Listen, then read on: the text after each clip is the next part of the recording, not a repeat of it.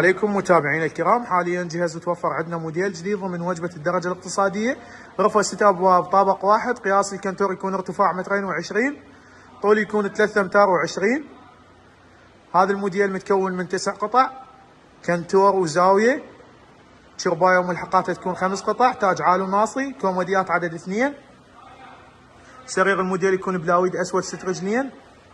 ميز مرايه هذا الموديل بهذا الشكل، مجارير عدد 2 اضافه الى ابواب عدد 2. الجزدان ميز اللي بلازمه تحتوي على بابين. النوه انه يكون الشازلون والدوشك حسب الطلب اضافه.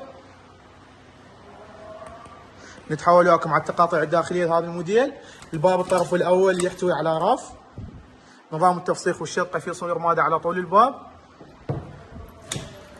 الابواب المتصلات يحتوون على مرايه قيافه، يكون بورة علاقه. هناك كذلك نفس التقطيع